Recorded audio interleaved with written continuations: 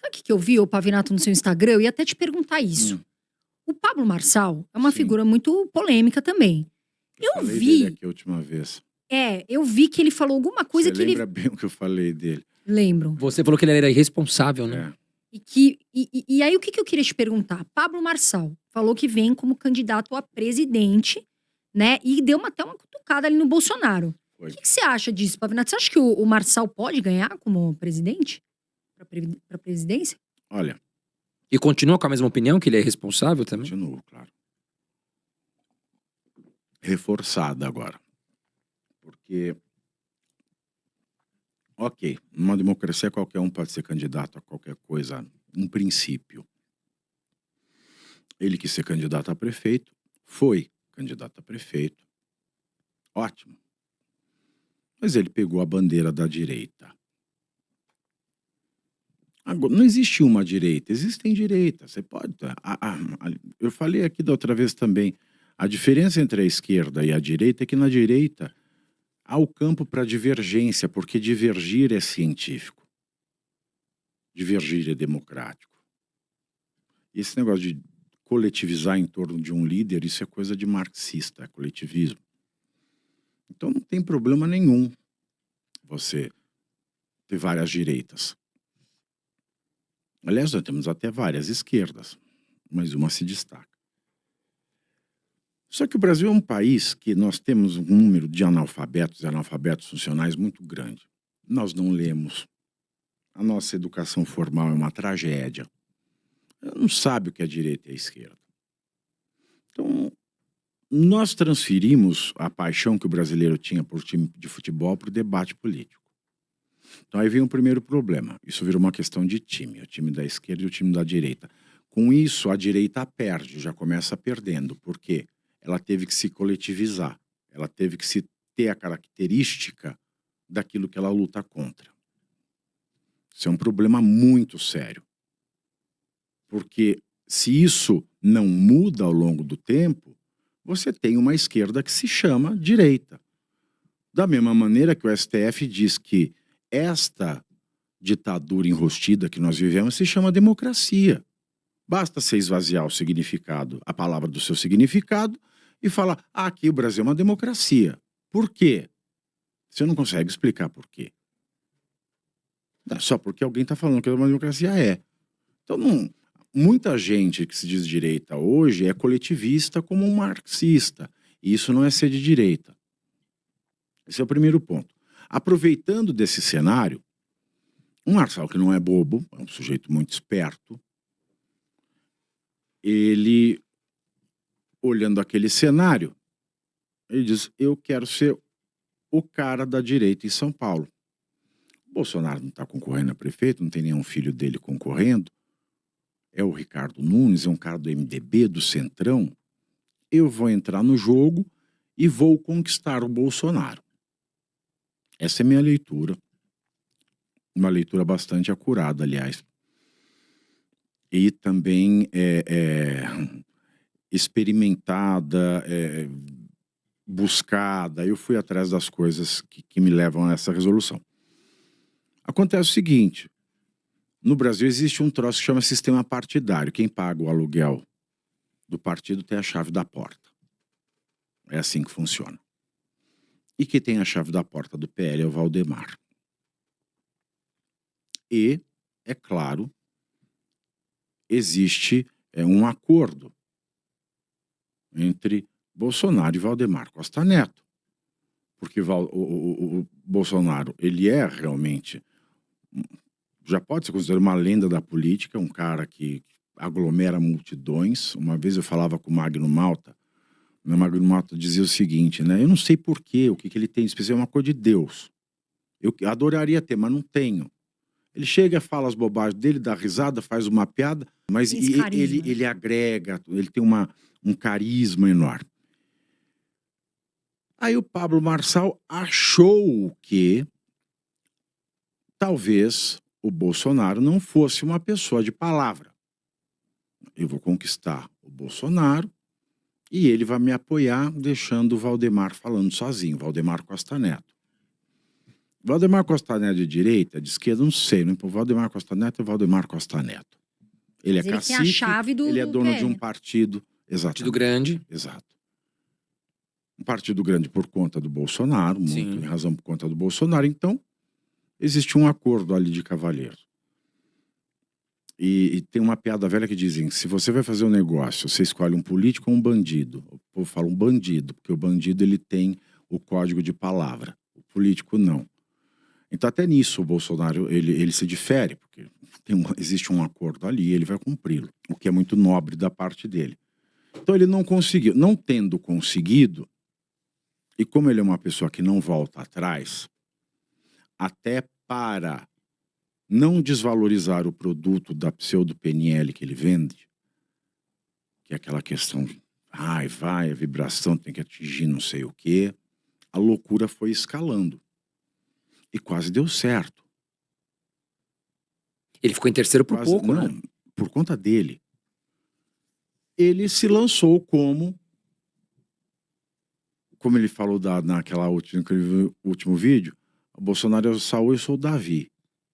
Ele se lançou como um substituto do Bolsonaro.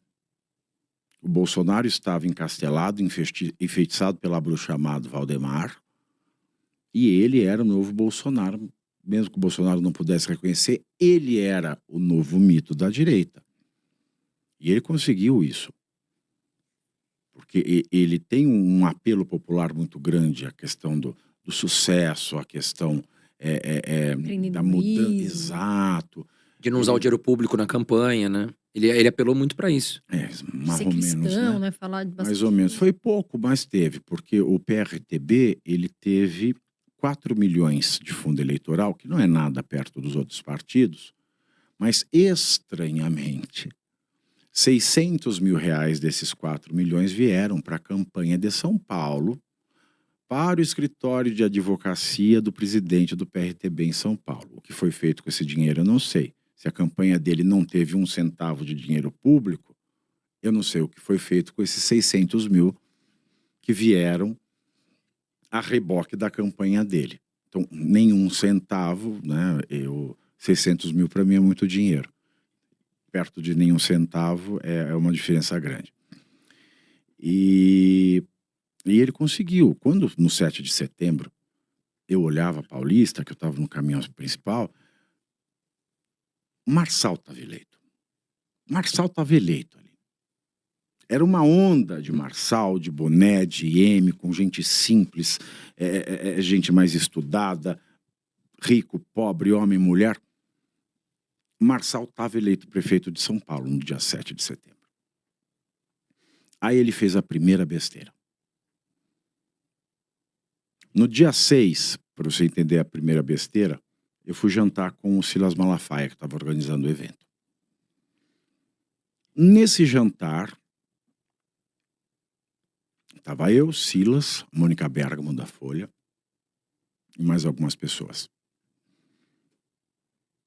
Eu perguntei, o Pablo Marçal vai, né? Ele confirmou, porque a Marina Helena tinha confirmado que ia no caminhão, mas não falar, porque não era um ato de campanha. Ricardo Nunes tinha confirmado que ia, mas não ia falar, porque não era ato de campanha. O Tarcísio ia falar, porque já era governador eleito. O Nicolas, né? Se o Boulos quisesse ir ao caminhão, mas ele não faria isso, não teria problema nenhum em subir. Porque foi aberto para que todos os candidatos que quisessem pudessem subir. Só não ia falar porque não era um ato de campanha. Bom, o Malafaia me falou, eu não sei. Ele não me respondeu. Eu também não tenho o telefone dele, pessoal. Eu mandei uma mensagem no WhatsApp. Falei, eu vou mandar, eu pergunto. Tentei ligar, mandei a mensagem para a assessoria. Falei, olha, estou aqui jantando com o Malafaia, ele quer saber por quê. O esquema de segurança ali foi um esquema de segurança pesado. Tanto fechou-se o tráfego aéreo, porque o governador e o Bolsonaro estariam em cima de um caminhão. Uhum. E é claro, o esquema tático de segurança para entrar e sair do caminhão e o perímetro em volta do caminhão para que o governador e um ex-presidente que sofreu um atentado contra a vida pudesse entrar e sair sem risco, era uma coisa bastante complexa. E por mais que todo mundo saiba quem é o Pablo Marçal, sempre tem um assessor, alguém que vai junto, alguém que vai filmar, esposa, não sei. Então você precisava de duas pulseiras diferentes, uma para entrar na área restrita e outra para entrar na área restritíssima. E eu não sei se alguém da Polícia Federal, enfim, esse era o procedimento. Eu insisti ainda, falei, olha, eu vou ficar com as suas pulseiras e mais, acho que mais algumas 3, se você for com assessores. E mandei para o assessor também. Me avisa, porque eu deixo, eu entrego para não ter problema na entrada. Consegui falar com o assessor falou assim, olha, é um mistério, ele não responde. Paciência. Eu fiquei com as pulseiras deles no meu bolso, subi no caminhão, fiquei ali o evento todo, até acabar. Quando acabou, ninguém me respondeu o WhatsApp, ninguém retornou minha ligação. Ponto. Quando o evento acabou e o cara falou muito obrigado, ele e o pessoal que estava com ele bateram, no interior a gente fala, bateu um carrilhão, deram uma corrida até lá. E é o seguinte, para o Tarcísio e para o Bolsonaro descerem do carro, existe o esquema tático, a Polícia Federal sai. Então, quando a Polícia Federal sai para fazer o corredor para eles saírem, ninguém mais sobe. Ninguém mais sobe. Aí ele não podia entrar no trio.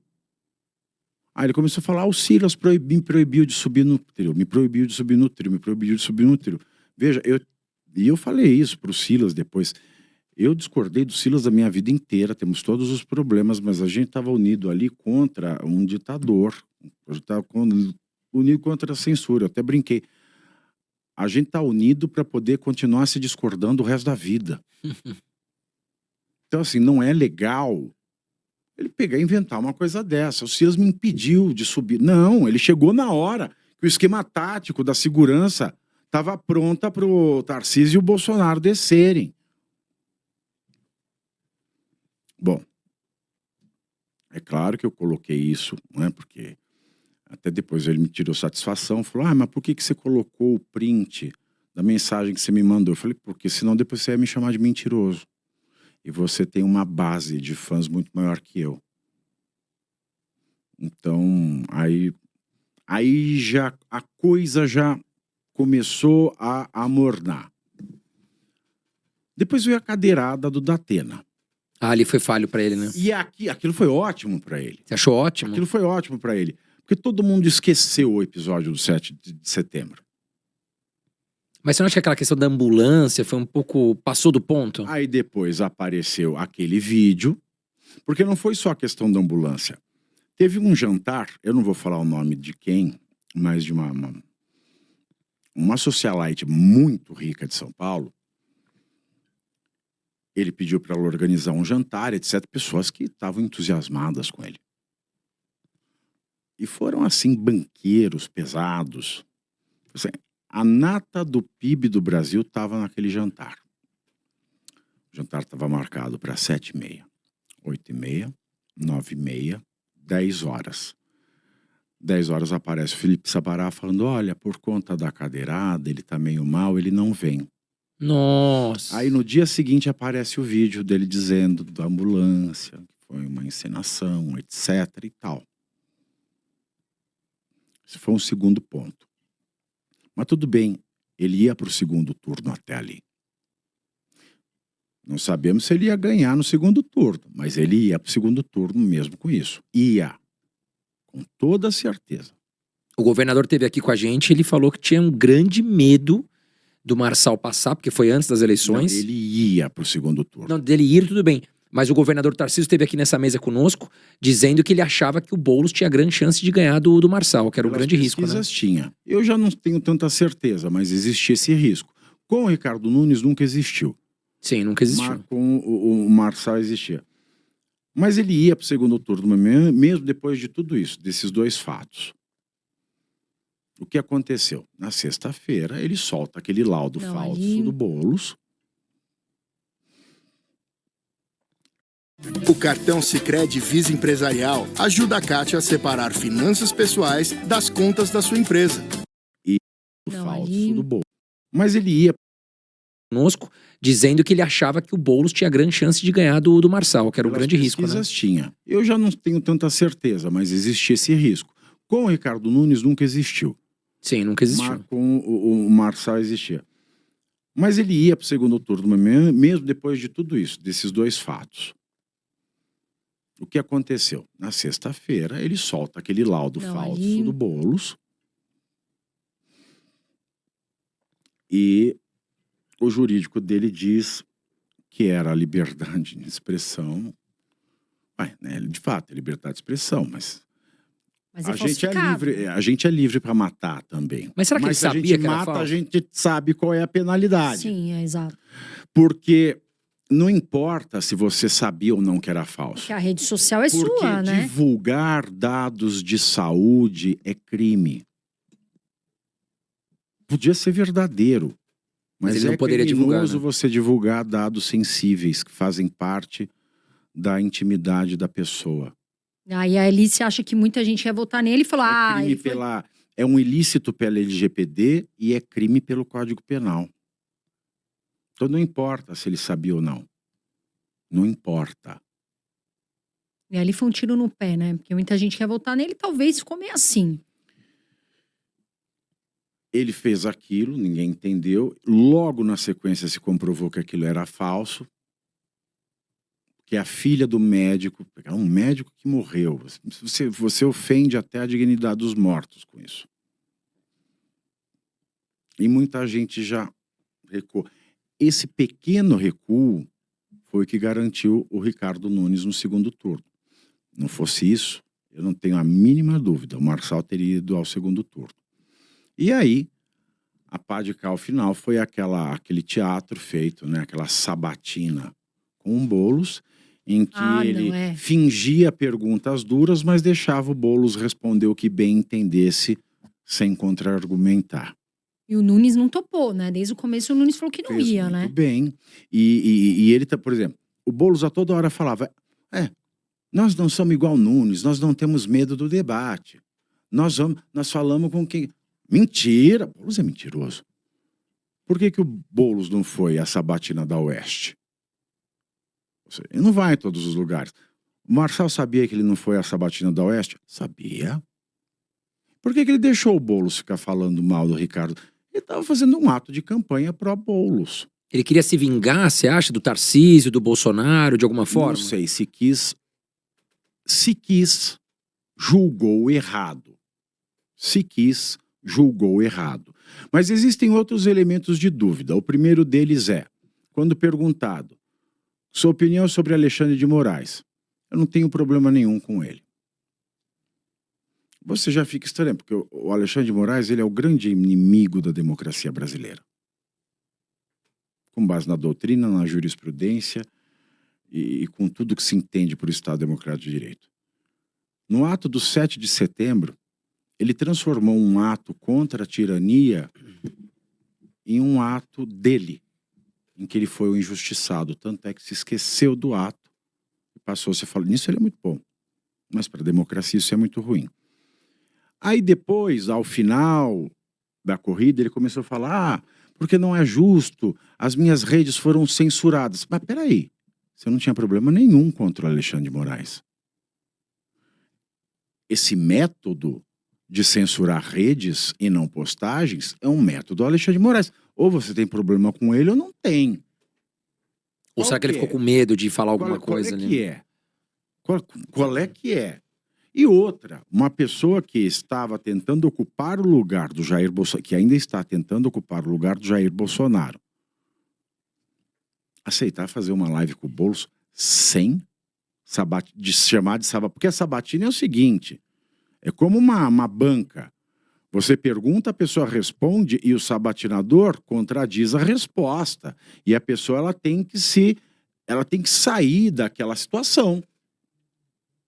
Agora, você fez uma pergunta aparentemente dura, aí o Boulos falava o que ele bem entendia e não contraditava. Tanto que você via os reacts dos canais de esquerda, todo mundo, olha que incrível, Boulos desmistificando toda mentira contra ele para a direita. Serviu para isso. Essa sabatina. E é claro que o Nunes não iria. Ele eu falou desde recebi o começo. educação na minha casa. Se a pessoa passa me chamando de bananinha todos os meses do primeiro turno, eu vou aceitar ser sabatinado por ele? Não, eu tenho respeito por mim. Eu tenho respeito próprio. Então, ali o Nunes mostrou que tem respeito próprio, em primeiro lugar.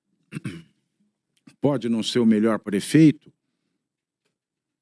mas era a melhor das hipóteses que São Paulo tinha.